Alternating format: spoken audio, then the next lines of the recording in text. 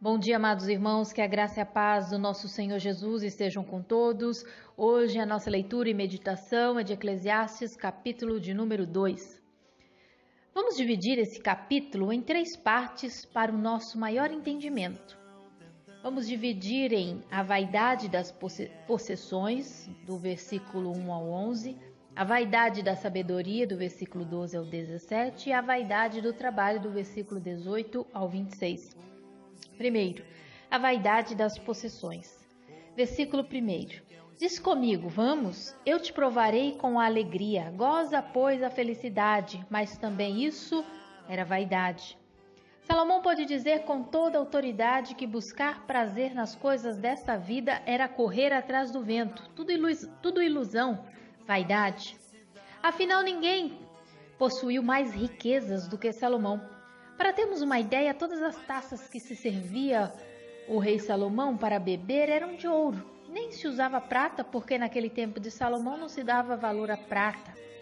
Ele tinha 1.400 carros e 12.000 cavalarianos. A palavra diz que Salomão fez com que houvesse tanto ouro, prata, cedros, como pedras em Israel. Leia lá em 1 Reis, no capítulo de número 10.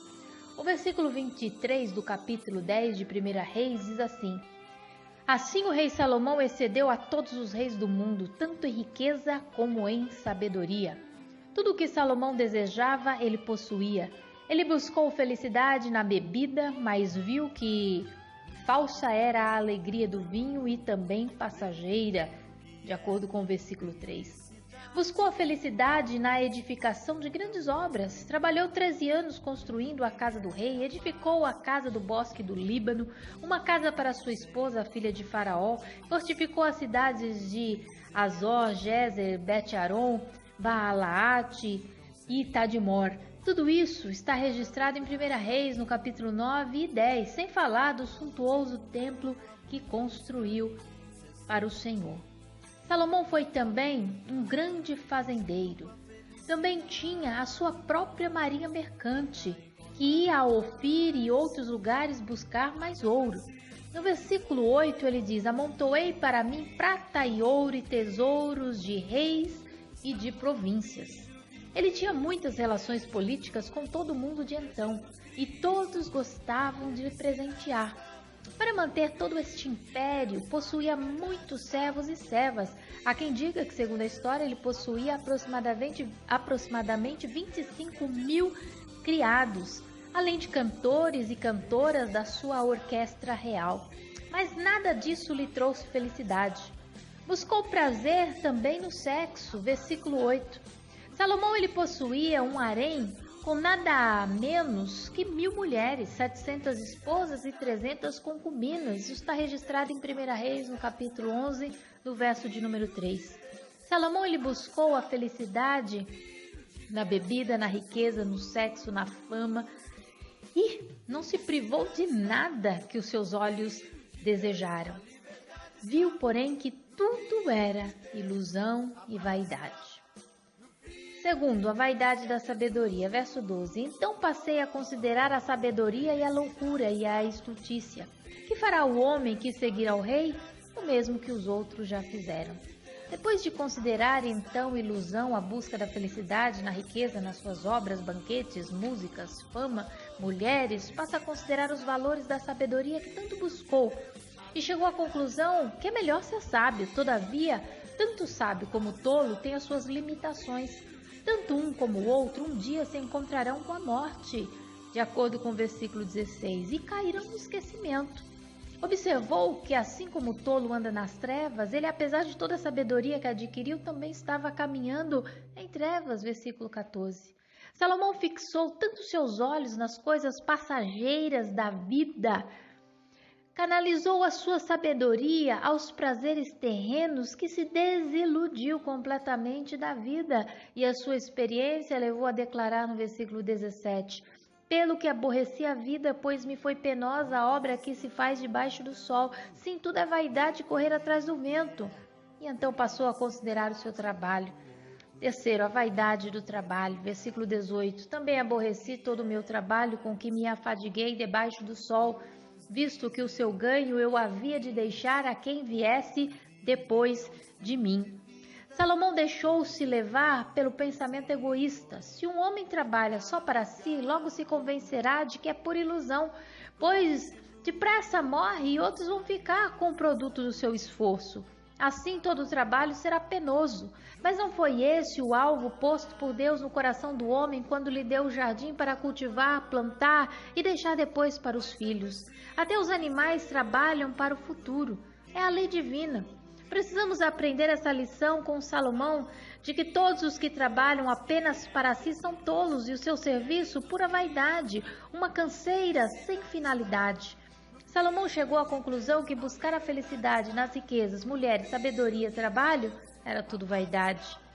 John Piper diz que o problema não é a busca do prazer, mas o contentamento com um prazer terreno, carnal, raso, passageiro.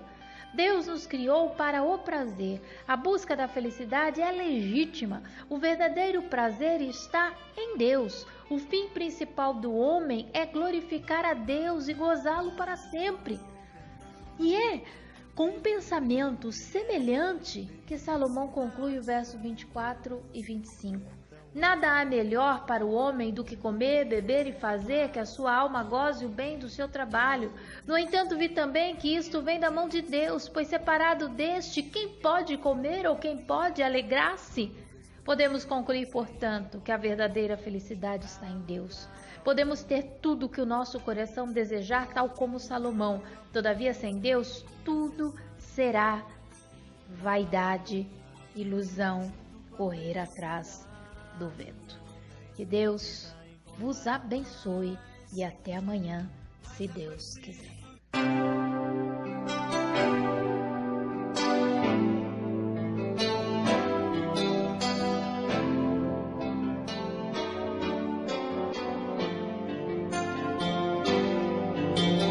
Muitos estão tentando definir o que é felicidade, enquanto outros tentam explicar ao mundo o que é a paz. Uns dizem que é o jeans, outros dizem que é um estilo de vida. Todos explicam sem, porém, chegar a lugar algum. E continua a busca incessante da tal liberdade. E junto com a felicidade o homem tenta encontrar a paz. Mas é preciso dizer ao mundo que tudo isto está no Filho de Deus, que é Jesus, que é Jesus Cristo.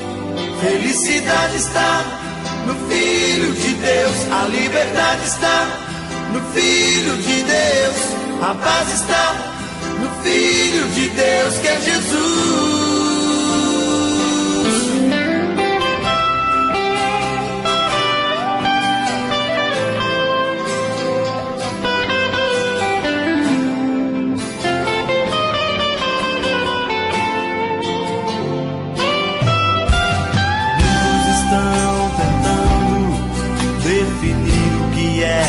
Felicidade, enquanto outros tentam explicar ao mundo o que é a paz. Uns dizem que é o jeans, outros dizem que é um estilo de vida. Todos explicam sem, porém, chegar a lugar algum. E continua a busca incessante da tal liberdade, e junto com a felicidade o homem tenta encontrar a paz. Mas é preciso dizer ao mundo que tudo isto está no Filho de Deus, que é Jesus, que é Jesus Cristo. Felicidade está no Filho de Deus, a liberdade está no Filho de Deus, a paz está no Filho de Deus, que é Jesus. Felicidade está no Filho de Deus, a liberdade liberdade está no Filho de Deus. A paz está no Filho de Deus, que é Jesus. Felicidade está no Filho de Deus. A liberdade está no Filho de Deus. A paz está no Filho de Deus, que é Jesus.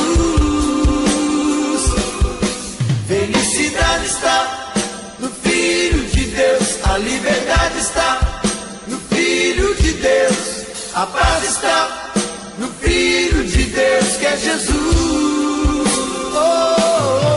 Felicidade está no Filho de Deus. A liberdade está no Filho de Deus.